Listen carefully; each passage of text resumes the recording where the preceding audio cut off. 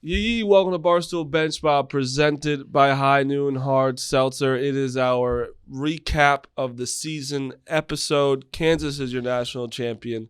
It was a wild season. Like we said, it was wide open, but it ended up being pretty much just one of the one seeds. And I said it was second year of the podcast. We added live shows. We got the fans more involved.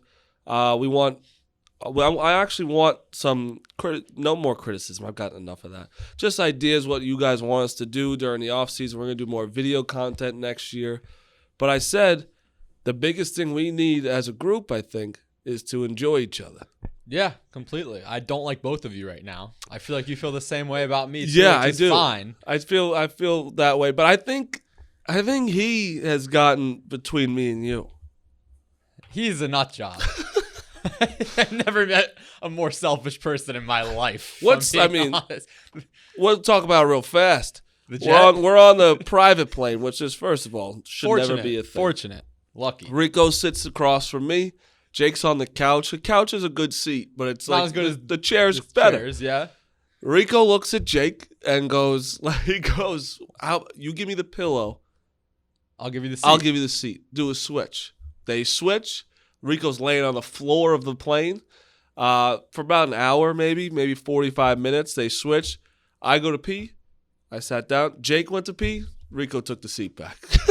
No, he asked me before I peed if he wanted to switch back. I'm like, no, you traded. I go up to pee. Rico goes there. He's the most Miko Bosco person ever. He is selfish. It's all about Rico, all about Miko. I'm excited to take a break because we need it. There's a promo right there. And anything from Bosco? I didn't think it was a locked-in time. I was definitely couldn't sleep on the floor, so I traded back. You didn't trade back. You took your seat. You took a seat back without agreeing to anything. It was for like a half hour. It was basically so. Yeah, I took it for a half hour in the beginning and a half hour at the end. I thought that was nice bookmarks. Yeah. No, I don't think we have to work around Rico's schedule. It's all about Rico. Why today? What was about today that you were like, I don't want to record? I did two already. I was just confused. It just jumped up on me, and then I got Gravedick fucking Lafosky bringing out facts. You call me Jakey Like, Receipts. right, More like Jakey, responsible producer that makes sure our ads are read. Mm-hmm. Hey, I'll be completely honest. I had no idea we were recording today. I just said, okay, let's do it. We had the plan. I forgot. There was a lot going on. I didn't feel good yesterday. I was sleeping. And then I just showed up when I had to. Riggs asked if we were recording Wednesday. On Monday, I said yes. And he's like, oh, I might not have my phone. I'll be at the Masters. Yeah. We got to do a let's talk about it right now before we get into it. What do you think? We need maybe a July reset? A June? I don't know. We'll talk a June meeting. Yeah. Rico says no. Rico wants to stay off till September. Yeah, he's going to have – I can't wait till you Columbus. get baseball and then you're all fucking upset with that too. Practice starts Columbus Day. I think probably around then. No, we'll figure it out. But yeah, there are a lot of things to figure out. But I agree. I think there was definitely steps in the right direction. Having the in-person events were really cool. Getting to go to some of these games and seeing behind-the-scenes tours. Obviously, we'll brainstorm new ideas. But thank you all for being loyal and staying with us throughout the season. But today, so it'll be an overall off-season recap episode. We already recapped the championship game. So we have 5 categories we're each going to pick. Biggest winner of the season, biggest loser of the season, a coach on the rise, a coach on the hot seat, and the best moment of the season. So we'll each pick one of those. Looking forward to your feedback as well. So let's do it. And here we go. Okay, as always, before we get to the start of the podcast, I want to talk to you about High Noon Hard Seltzer. They were with us the entire season. They stick with us no matter what, even if people are throwing them or just drinking them, whatever they want. High Noon Hard Seltzer, real vodka, real juice, 100 calories. New flavors, guava. Guava or guava? I think it's guava. Guava, right? Is it with the Q spelt? It's spelled with a G. Got it. That's a producer looking at me like, oh, I can't wait till this dumbass. Our producer who is leaving us after this week. I'm happy for him. I am. You know what? Take on us. better and bigger things. Good for you. Been a blast. It has not for him. Nope. But seriously, thank you to High Noon because when we even went to all our live shows, they had High Noon for everybody. For like $1 at a couple places. It was really cool. So they're the best sponsor. It's easy for them to be a sponsor because it's one of our actual favorite drinks. So make sure you go to the liquor store because it's real liquor. It's not any of that malt nonsense to get black cherry, watermelon, on anything for the summer. The good weather's coming around the corner right now. So we'll get your High Noon Hard Seltzer. Did Rico thank you at all yet or no? No, I don't believe. I didn't know he was He leaves every 2 months. I didn't know he was coming. I don't know. Yeah. Is this the official leave or is he coming back again? No, official. Yeah, I'll get a card. For what? All right. Yes, a card. Get him a card. Nah, I don't think. He's probably going to change his number. Yeah, he's never going to talk to I me don't want to again, leave right? the group chat. I will find it entertaining when I'm not the one that has to deal with you'll everything. enjoy it. Yeah. We have like 12 people in our group chat and like 6 people. But they Rico all don't leave because they know it's entertaining. Well, no, some try to leave, but Rico adds them back. But yeah. We have Josh in there. That's the most random one. Yeah, Josh, I think definitely likes it though, because he's just like, this place is. I'm just happy I'm not the full-time guy here. Yeah. But yeah, let's start, Jake. All right. What do you want to start? Category number 1. Let's go with the biggest winner of the season. Rico, we'll start with you. Obviously, okay, it's Kansas in terms of winning the championship, but in terms of a story of the season, outside of that, Rico, it could be a team, a player, a coach, a conference, just a storyline, whatever, open-ended. I'm gonna go cliche as hell. I'm saying Kansas. That's like, crazy. Winning that second title after Baylor wins title, you're watching the powers shift in your conference. Kansas, putting it together. Always like the cliche of, oh, he could get there, he can't win it. I thought Kansas was the true winner of the season in more ways than one. I swear to God, I think they're the third winner. Behind St. Peter's and North Carolina? Yeah. Do you agree or disagree? I think championship gets you number 1. See, like, literally, yes. Yeah. But, dude, people are still talking about UNC being Duke instead of Kansas winning. It's a good championship game. It's like a program thing, too. Like, Villanova has 3 championships. Is this Kansas's 5th or 4th? 4th. They're 4th. 4th? Yeah. Forever? It's only their 4th national championship? They're only their 4th. Am I right? That's crazy to me. Yeah, I mean, should have more than Villanova. They've been around forever. Like, I think they needed that. Shout out me that was pretty good for me. Marty to say stats. 4. Wow. That's how you end the Change season. your receipts and Marty stats. Look in the at that, house. baby. They needed that. I think they needed it.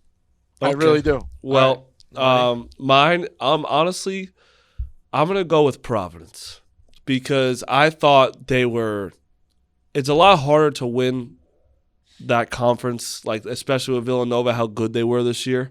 And Providence fought through the lucky stuff and just kept going, and they didn't really care, it seems like. They made it to the Sweet 16. And they lost the champion.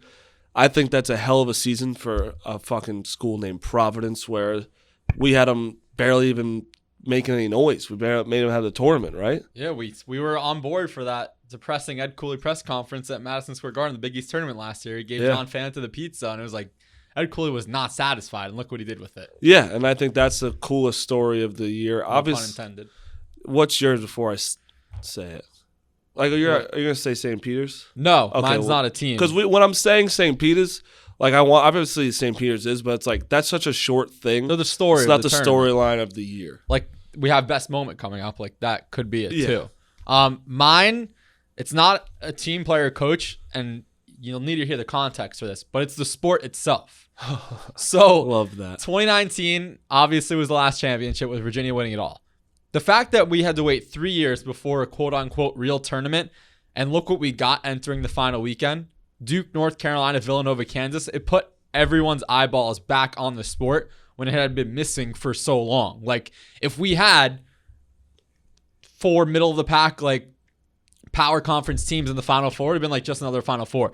This put the sport back in a position where people could appreciate it more. Yeah. No, I agree. Like, it was really much needed looking back on how badly we needed this Final Four. Yeah, no 2020. 2021 felt weird. And right. Yeah, you're right.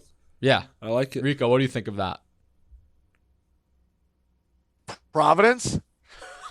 You're kidding, right? I spaced out. You just was not Jesus listening. fucking Christ, dude.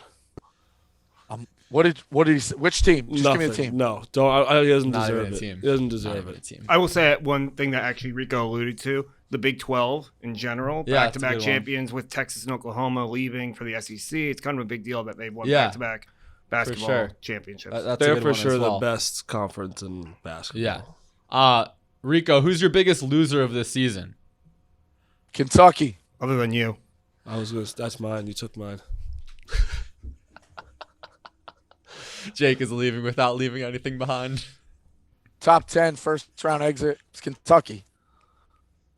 It's easy. Yeah, that's fair. You really can't argue it. I mean, they had a really good season. They really did. Like, I know they had the injuries in the They had the regular player. season.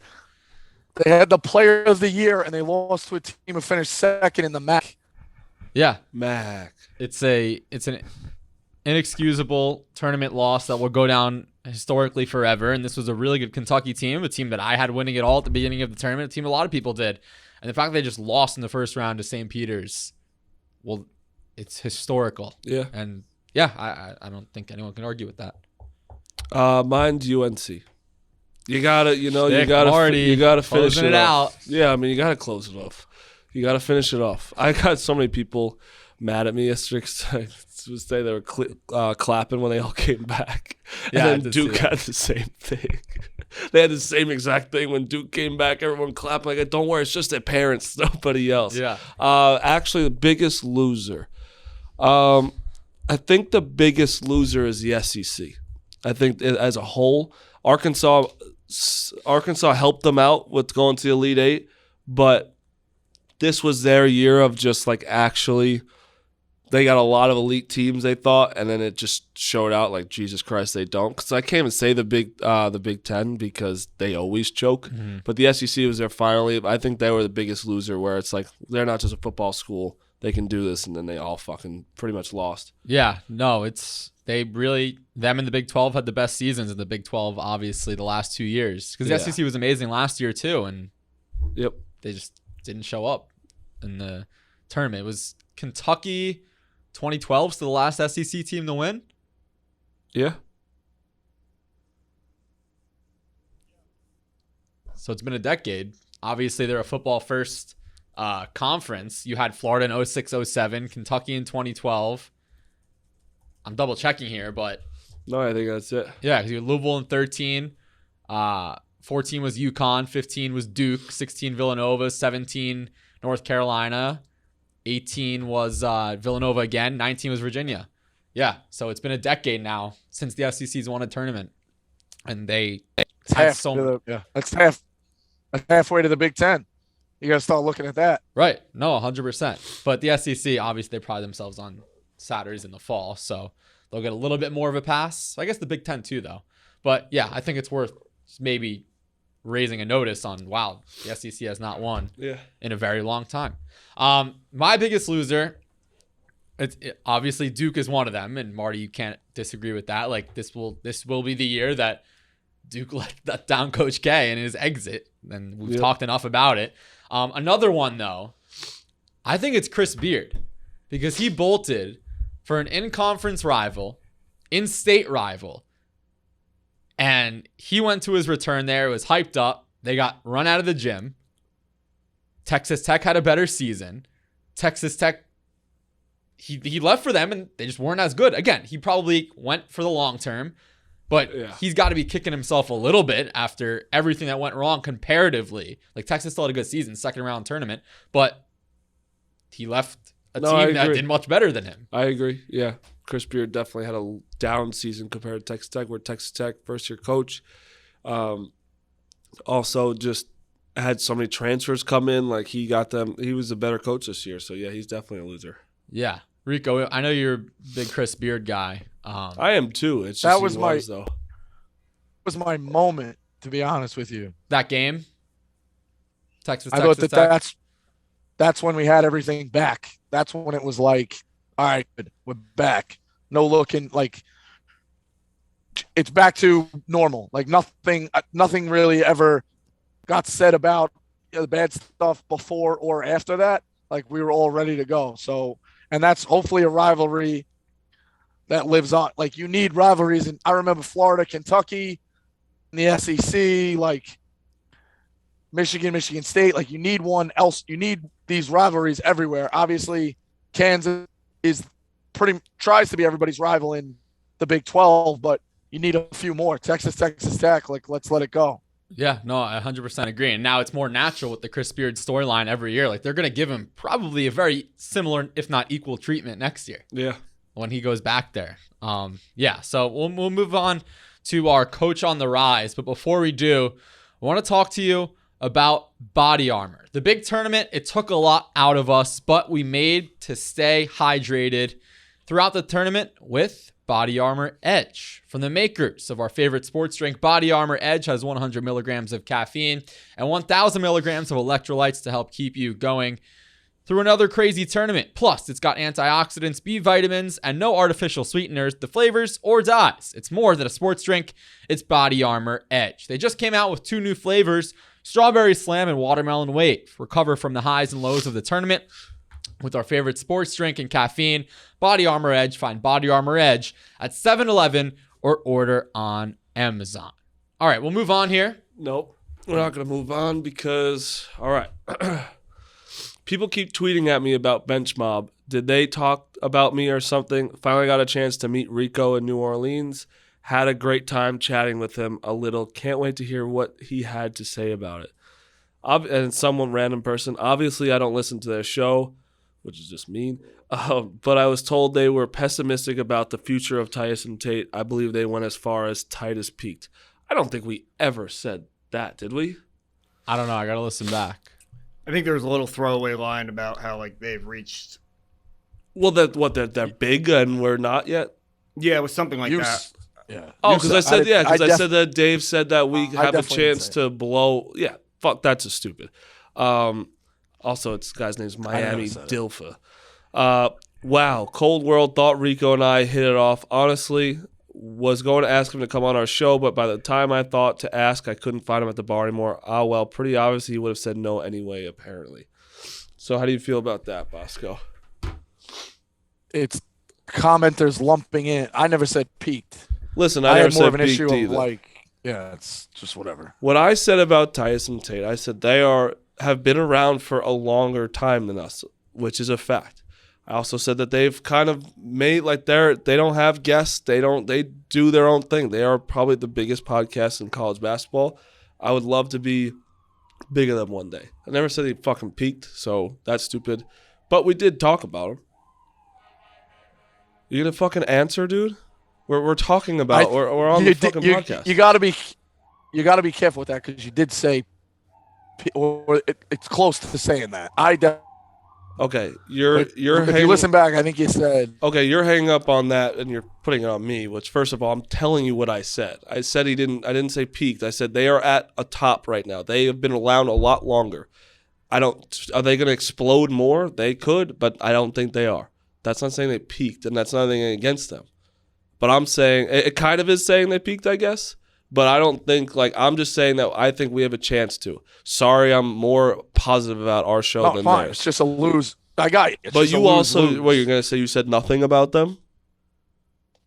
I have an issue. Like, if you're competing, I don't think you should go on. But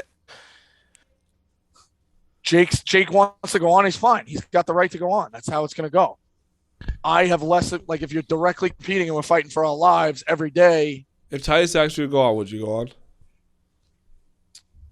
I'd consider it. I'd think about it. Just depending on how, we're getting dragged right now. Like, it seems like maybe to put it to bed.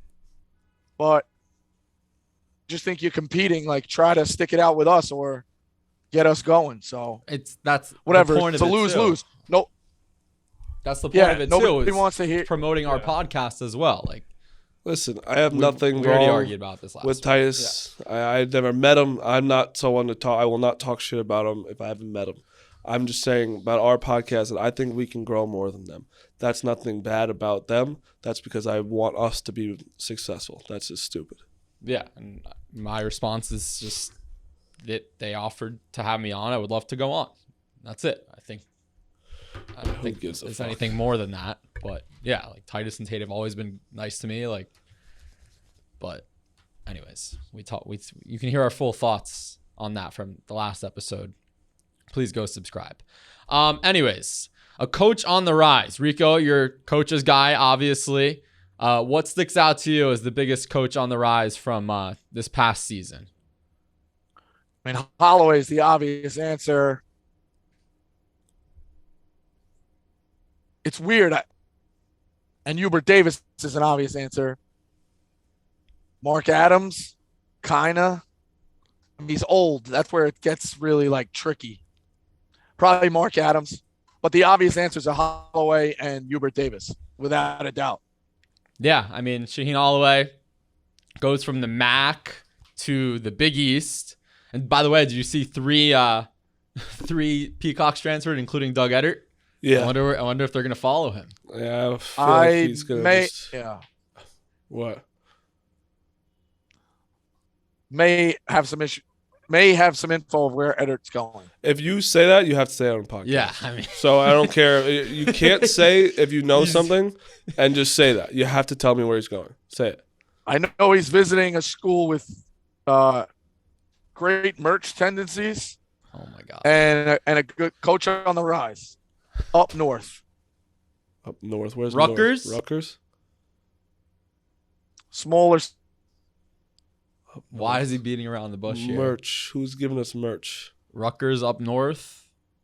I'm I taking have no out north idea. because I don't know where north is. It's not official. I don't know if it's been official yet. I just know some people have their eyes on him. So just I don't fucking want- say a I can't- school. He hasn't visited. I'm not breaking it and spooking it with my relationship. Coach on You're the bragging rise. about having the info. Yes, you brag on You that. can't but brag you around said Really it. bragging? Yes, you are. Said You would have May said where he's it. going. Where is he Said going? May know where he's going. Say the name. Say it's alleged. You don't know if it's true. I would pack a Red Sox hat. Boston College? UMass? A little further north. That's all I'll give you. What? Ski country. Oh, Vermont? No, but they haven't given you merch. I don't know if it's low. Now I don't know if we're lower or above. Rhode Island? So maybe. Rhode Island. Bryant? Maybe. Going from St. Peter's to Bryant? That's horrible. Got a better coach. Jesus. So we Rico should- texted Jared Grosso and said they're interested in Doug Edert. That was a total waste of time.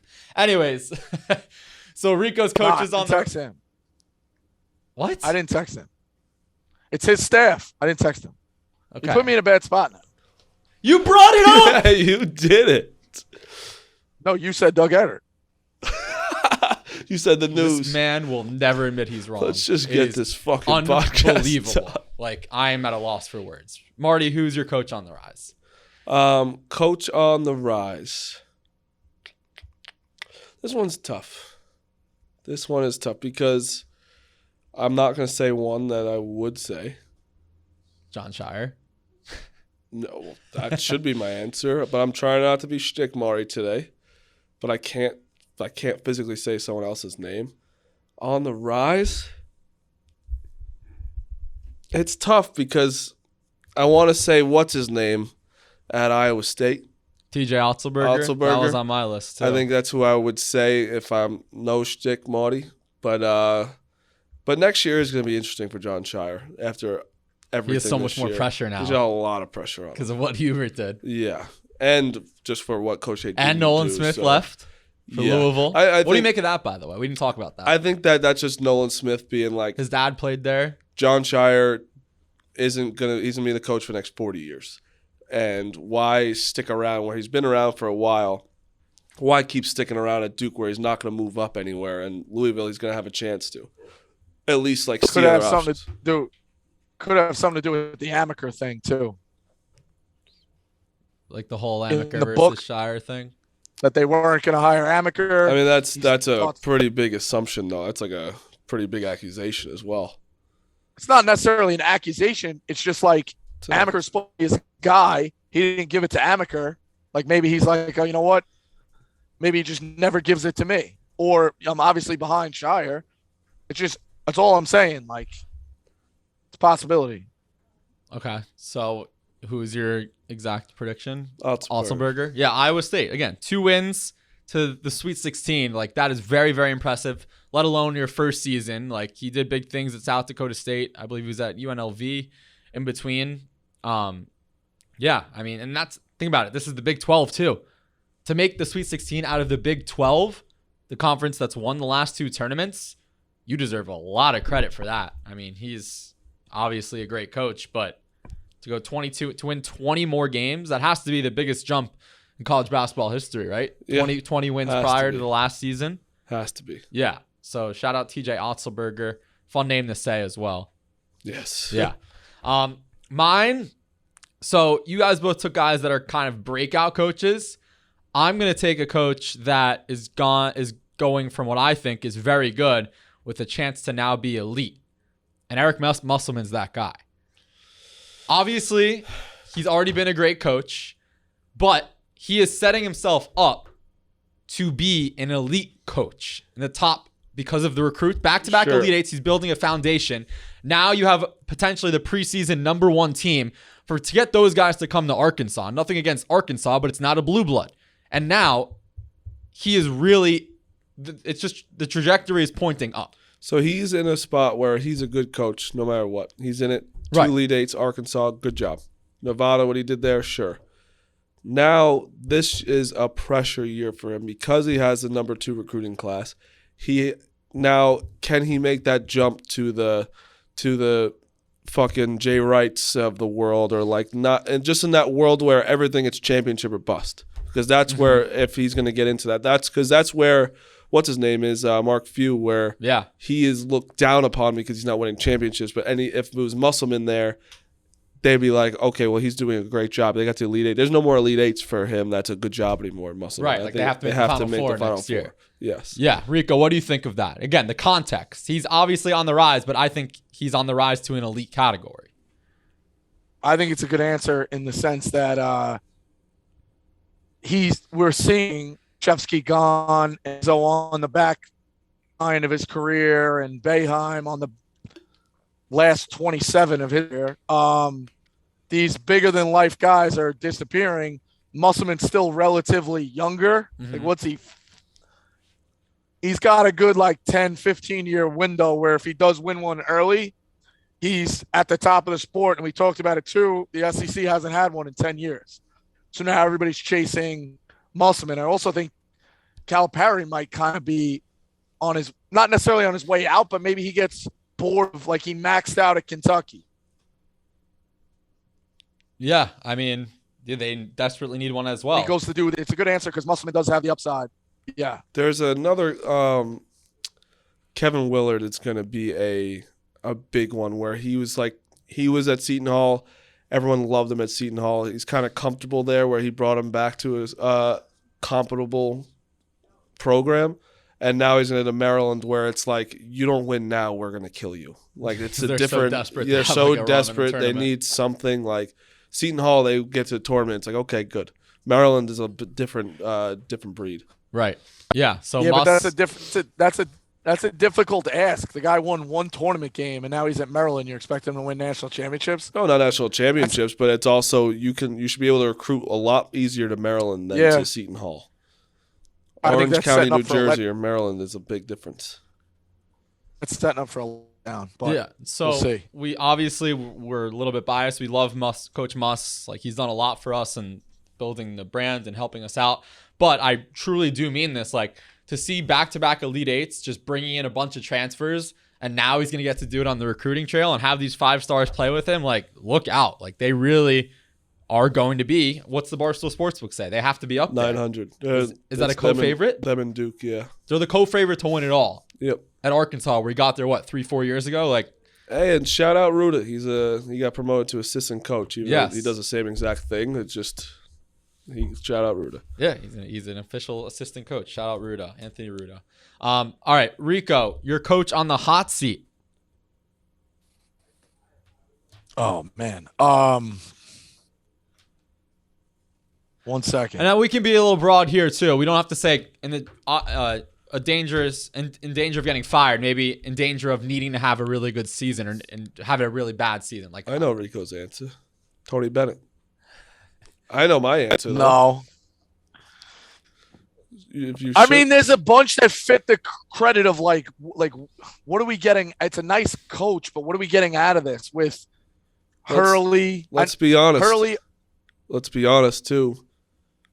You have the number 3 recruiting class in Nate Oates, where he has not shown Alabama needs to kind of break through a little bit. It's been there 2 years. He had a Sweet 16 to an eventual runner-up that they should have just hit the free throws. They're fine. I mean, you say that, but it's like they have so much hype around them, and then they stop. And I'm just being truthful. You're just not being truthful. Yeah, Bobby Hurley, Rick Barnes. Why Bobby Hurley? What do you mean? He's at a major place. We've said this a million times. Wrong. You're thinking of Dan. Wrong Hurley. Yeah. Yeah. No, Bobby. He's in a major place in Arizona State where they should be really good. Yes, the Pac-12 is still wide open. Like UCLA just got back, and they have Mick Cronin, but that's not a guarantee that they're going to stay at the top of the conference. Oregon's on, up and down. Like the Pac-12's wide open every year. So Arizona State is a prime spot to be taking. Rick Barnes at Tennessee, I think they're maxed out. I like the guy, and I just think he gets a bad draw in the tournament. But Purdue looks at Matt Painter like it is tough to lose these games the way they have. Trying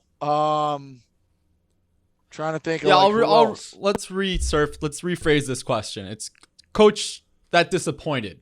Like none of those guys are in danger of getting fired, but coach left something on the table. Yeah. That's what it is. Yep. Who's yours? Mine is Dana Altman. They had an unbelievable class. I know Rico's a big Oregon guy. They were really never in contention to make the tournament. No. I think they beat UCLA and USC back to back at one point, but they had some horrific losses that canceled that out. And they obviously made the Sweet 16 last year. Yeah, they beat Iowa in the second round. Yeah. And they had a lot of hype coming in. Rico, they had great transfers, and they just never had a good year at all. It was surprising. This one might sound... the 5-star kid they had that I read about, he didn't even really play. So I don't know. It was a very bizarre year out there. Yeah. They couldn't put it together. Yeah. This one might sound a little crazy. It's only been there 1 year. But with all the hype around him, and it seems like there's a lot of problems in the coaching staff, Penny Hardaway. It's like they had Final Four. I think it ended better than they expected. It ended a lot better, but with... No, they think he's done. He's got some shit going on. What does he got going on? There's some NCAA violations. Yeah, NCAA violations. It's just like everything was coming together for Memphis, and it seems like it's falling apart really fast. Also, I saw a TikTok of a kid on LSU, and he just goes, "When your whole team transfers," and he's just the only one in the locker room. He's taking Shaq's son's shoes. Like it was 11 people. That's a whole team. For Shaq's son to transfer out of there, where his dad was a legend, you have to. It's like you don't want to be part of a rebuild when you're already going there. It's like you can't. There's so many sanctions coming. Get the fuck. That's why I like the transfer portal now, because if a coach fucks up, you should be able to get out of there too and not have to sit out a year. They don't have a roster available. Yeah, there's one guy last year, and no, there's not even. Yeah, that one guy doesn't even get it. Yeah, he's the only one on. I think he was just a walk-on. That's crazy. It's tough. Yeah. And it's not like there's 5 stars portal that LSU could be like, all right, we're gonna get the best rotation possible and make something of it. I could see Matt bringing in some Murray State guys with him. The football teams that are playing. Oh, you know who he should be? You know who he should be all over? I'm pretty sure it's the same same conference? Yeah. He should be all over Janai Broom? Johni Broome. Yeah, Johnny Broome. there was like a list of 30 power conference teams. Yeah. Yeah. He's leaving. That makes He's the best player at Morehead Same State. area. He'd be, there's no, they have nobody on the roster. Who's he competing against at LSU? Like, they have to, he should definitely go to LSU. Right. Yeah. Because I'm looking at, I just did LSU, like, transfers. Like, every transfer is considering LSU because they know when you transfer, it's sometimes because you're not getting enough playing time. That's where you're good there. Here you go. Here's playing time at LSU. All right. So we have one more category, and it's the best moment of the season. But before we do that, I want to talk to you about Dude Wipes. Dudes, we need to have a serious chat about your bathroom habits. It's time to quit shitty, scratchy toilet paper and switch to Dude Wipes. Dude Wipes are extra large, flushable wipes made with plant-sourced fibers designed to give your butt a cleaner, more refreshing finish than TP after dropping a deuce. Dude Wipes will change your life, your butt will thank you, and you'll never look at an empty toilet paper roll the same way again. They also have other great personal care products like Dude Powder and Dude Shower Body Wipes, perfect for other sticky situations. You can find everything at Amazon or Dude Wipes at Walmart and Target nationwide. Go to dudewipes.com and use code MOB20 for 20% off your entire order. All right, best moment of the season. I assume we'll have a lot of similar ones, but Rico, if you want to start off, what sticks out to you? Yeah, I said it before. Texas Tech, Texas. Him walking through, like, beard, obviously with the armored guards, the fans camping out, that environment being like, let the fuck out of here, or lose. Like, I can't be here any longer than these 40 minutes. Texas Tech putting it on them. I heard people were heckling them this week down at the Final Four, still, like at the bars and shit. So that hatred is real. That was the best moment of the season. Yeah, I mean, that's certainly arguable. Like, you can't argue it, but it's No, definitely yeah. up there in that category. Mine's a some things thing. Okay. Championship game. Game's over. Bill Self gives, even though he's probably that championship going to be taken away, but he gave his championship hat to Dotson from the 2020 team when he was a 1 seed and they could have won. So that was a very nice moment for me. I I like enjoyed that. Yeah, that's fair. I mean, they were them, Dayton, Dukes probably loves that, and like San Diego State were all going to be 1 seeds, which is crazy. Yeah. I'm not saying this There's because no Marty. There is no. He won't wear it publicly, but there is no chance that the I didn't give him another hat for his display in his house. Oh, Just yeah. For sure. That's true.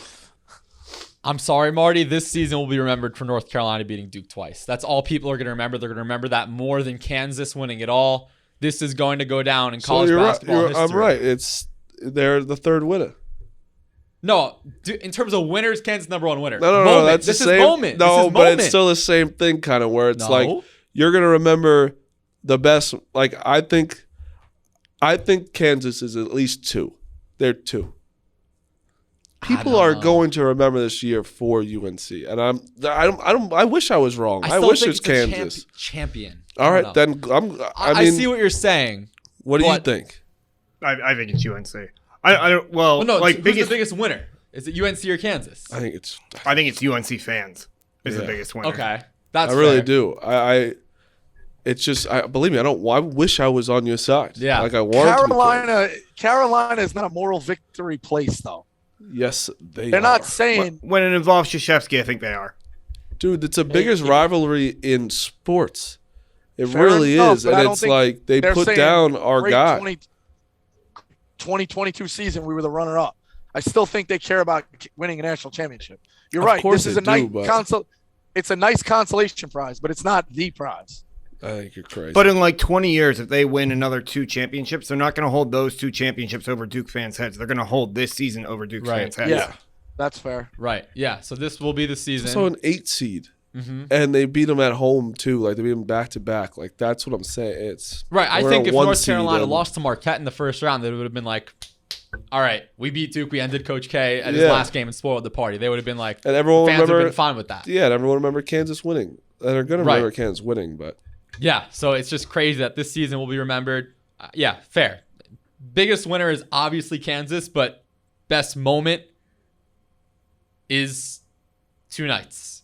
Saturday night in New Orleans, last night of regular season at Cameron Indoor. No one will ever forget that. Yep. It's crazy because a lot of Duke UNC games, you just forget about them. Like in the last decade, there's the one 3 years ago where they came back from down big. Yeah, right? they're wearing like the practice jerseys. Yes. Yeah. The Austin Rivers buzzer beater comes to mind. Yep.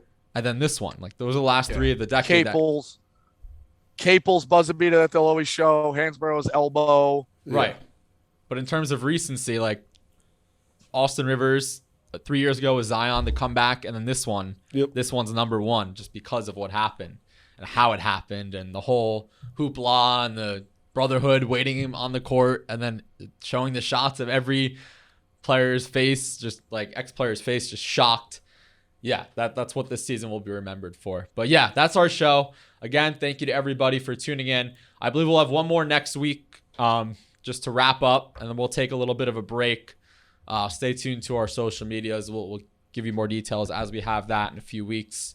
But yeah, any last words from you guys? No, I appreciate everyone listening. We know it's been a long year. It's been a lot of nonsense. We're gonna revamp the show. We will be better next year. I think we'll be bigger next year. And I appreciate everyone listening. Good show, good effort, good year. All right.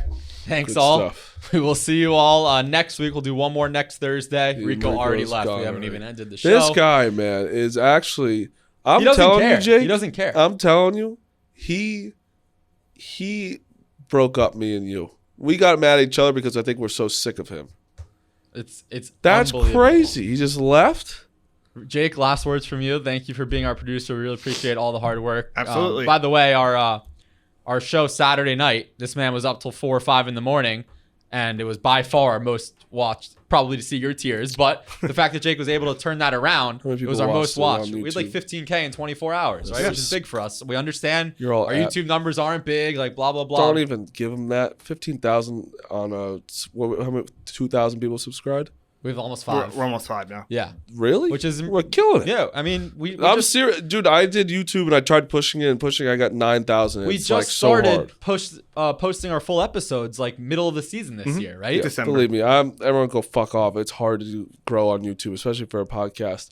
15,000 is going viral pretty much. We're gonna keep growing. We're not satisfied, but Jake, yeah, thank you for your hard work. We really appreciate it. You got it. Any words from you? Yeah, it was fun. I think you guys have.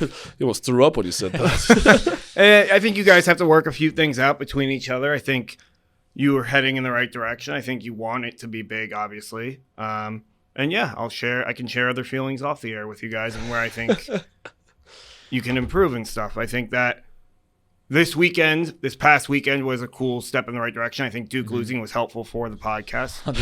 Fuck Sorry. you guys. Yeah. And yeah, I think you're heading in the right direction and you want it to be good. So All right. Well, thank you, Jake. We really appreciate your hard work. And yeah, thank you to the listeners, the Mobsters. Year 2 officially in the books. We'll have one more episode next week. Take a little bit of a break. But yeah, that's our show. Enjoyed the first week of the off season. See ya.